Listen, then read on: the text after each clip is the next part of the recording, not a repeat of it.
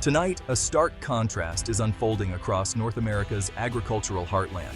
American farmers are bracing for a 15% drop in net farm income, while Canadian farmers celebrate record-breaking profits. This isn't just about numbers, it's about two nations on dramatically different paths.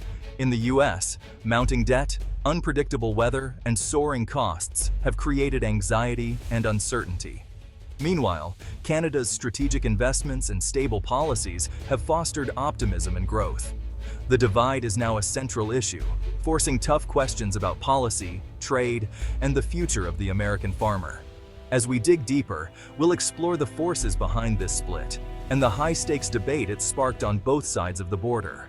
American agriculture faces profound and unprecedented challenges in 2025.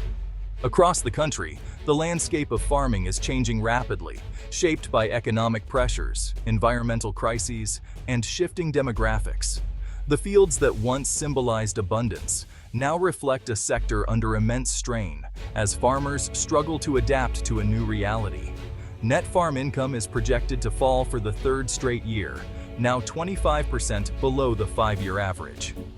This decline is not just a number on a chart, it means tighter margins, mounting debts, and tough decisions for thousands of farm families. Many are finding it harder than ever to keep their operations afloat. Rising costs for seeds, fertilizer, and fuel are squeezing profits, while global markets are flooded with cheaper alternatives. American farmers are forced to compete with imports, often produced under less stringent regulations, making it even harder to earn a living. Every season brings new financial uncertainty. Severe weather, droughts in the plains, floods along the Mississippi, has devastated yields and livestock. Unpredictable climate patterns have made traditional farming schedules unreliable, and many farmers are losing entire harvests to conditions beyond their control. Over 60% of U.S. counties are experiencing drought, making long-term planning nearly impossible. Water shortages are forcing some to abandon fields, while others invest heavily in irrigation just to survive. The uncertainty is pushing many to the brink. The human toll is growing, mental health issues are rising, and rural support networks are overwhelmed. Stress, anxiety, and depression are becoming all too common as farmers face isolation and the fear of losing their livelihoods. Resources for help are stretched thin. Many young people are turning away from farming, seeking more stable futures elsewhere. The average age of the American farmer continues to rise, threatening the future of the family farm and the traditions that have shaped rural communities for generations. This crisis isn't just economic, it's reshaping the social fabric of rural America. As farms close and families move away, small towns lose their schools, businesses, and sense of community. The ripple effects are felt in every corner of rural life. The dream of passing the farm to the next generation is slipping away. For many, the legacy of hard work and stewardship is at risk of ending, as the challenges of 2025 threaten to rewrite the story of American agriculture. America's farm crisis is the result of several interconnected factors. A strong US dollar makes exports more expensive, pushing buyers toward cheaper options from Brazil or Canada. Ongoing trade disputes have triggered retaliatory tariffs, closing off key markets for US products. Unpredictable tariffs and shifting policies create uncertainty for farmers planning their crops. Aging infrastructure, crumbling roads, bridges, and river systems raises transportation costs and delays shipments. Meanwhile, global competitors like Brazil and Canada have invested in technology and scale, outpacing US efficiency. American farmers now compete with state-supported powerhouses worldwide, not just their neighbors. The playing field is anything but level. North of the border, Canadian agriculture is booming. Net cash income for Canadian farms has hit record highs, with growth across grains, livestock, and specialty crops. Canada's aggressive pursuit of new trade agreements has opened lucrative markets in Asia and Europe. Investment in research and infrastructure, like drought-resistant crops and expanded ports, has paid off. Stable, predictable policies give Canadian farmers the confidence to invest and expand. As one Saskatchewan farmer put it, "We know the rules, that lets us plan and grow." The US and Canada have taken fundamentally different paths on policy and trade. Canada's membership in major trade blocs gives its farmers preferential access to global markets, while U.S. products face higher tariffs. Canada has capitalized on demand for high-quality, non-GMO crops and pulses, while the U.S. remains focused on bulk commodities vulnerable to price swings. Canadian support programs are more responsive and predictable, helping farmers weather downturns. Political stability and multilateralism have made Canada a safe supplier for international buyers. Meanwhile, U.S. protectionism and trade friction have led some buyers to look elsewhere. These choices have given Canadian farmers a clear edge. The gap continues to widen. In a highly anticipated televised address from the heart of Iowa, former President Donald Trump took center stage to confront the growing agricultural crisis gripping the nation.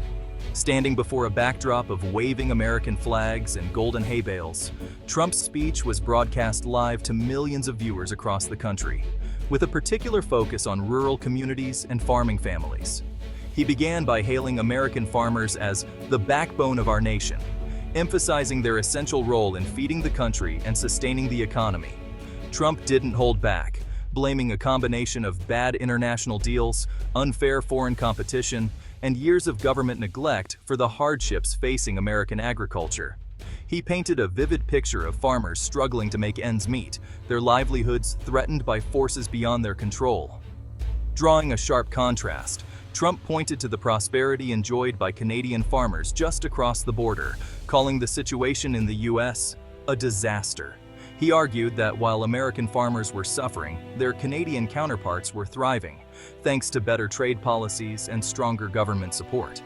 This comparison, he said, was unacceptable and demanded urgent action. Trump vowed to level the playing field, launching a scathing critique of current trade policies, which he described as weak, outdated, and ineffective. He insisted that America needed bold leadership to renegotiate deals and protect its own farmers from being undercut by foreign imports. Promising decisive action, Trump pledged a return to protectionist trade policies, vowing to put American interests first. He spoke of tearing up unfair agreements and forging new ones that would restore dignity and prosperity to rural America. His message was clear and direct. Your fight is my fight. We will make American farming great again. Trump's words resonated deeply with the crowd, many of whom felt overlooked by Washington for years. The speech was less about laying out specific policy details and more about channeling the frustrations and hopes of rural Americans. Trump's combative, populist tone was designed to rally support and inspire confidence among those who felt left behind. For many in rural America, the address struck a powerful chord, offering a sense of hope and renewed determination in the face of ongoing challenges. Let's break down Trump's America's Fields First plan, a proposal that marks a significant shift in U.S. agricultural policy. At its core, the plan is built around aggressive government intervention, aiming to reshape how American farmers interact with both domestic and international markets. The centerpiece of the proposal is the reciprocal agricultural tariff. This would mean that if another country imposes a tariff on U.S. farm goods, the U.S. would immediately respond with an identical tariff on their agricultural imports. The goal is to level the playing field and discourage foreign governments from targeting American farmers with unfair trade barriers. Beyond tariffs, Trump has called for a sweeping review of existing trade agreements. He's openly questioned the fairness of deals like the USMCA, suggesting that if they don't serve American farmers' interests, the U.S. should be prepared to renegotiate or even withdraw entirely. The plan includes a promise to close loopholes that allow foreign competitors to bypass U.S. protections. If these loopholes can't be fixed, Trump says he won't hesitate to terminate deals that put American agriculture at a disadvantage. On the domestic front, the plan aims to lower the cost of farming inputs. By ramping up U.S. energy production, embracing the "drill baby drill" mantra, Trump argues that fuel and fertilizer prices will drop, making it cheaper for farmers to operate and more competitive globally. Direct support for farmers is another key pillar. Trump frames this not as a handout, but as a strategic investment in America's food security. He envisions increased subsidies and financial assistance to help farmers weather market volatility and unpredictable global events. Altogether, The plan represents a sharp pivot toward protectionism and a much larger government role in agriculture. It's a dramatic departure from recent decades of free market policies. Supporters argue that these bold moves are necessary to revive rural America and protect the nation's food supply. Critics, however, warn that such policies could spark damaging trade wars, raise prices for consumers, and isolate the U.S. from global markets. The underlying message is clear. The government will do whatever it takes to shield American farmers from global competition, even if it means upending long-standing trade relationships. As the nation weighs these proposals, the debate over the future of American agriculture is only just beginning. The evidence is clear. North America's agricultural divide is deepening. U.S. farmers face high costs, low prices, a strong dollar, and volatile weather, leading to falling incomes and rising bankruptcies. The family farm is under threat.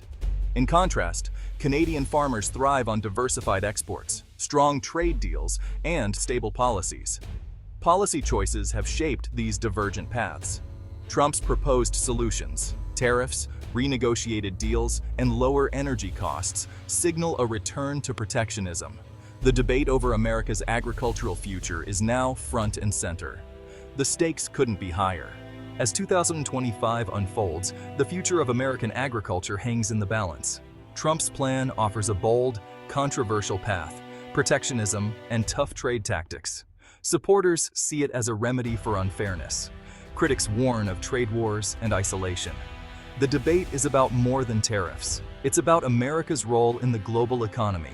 Should the U.S. shield its farmers or compete through innovation and new alliances? The answer will shape rural America and the nation for generations. The question remains, which path will America choose?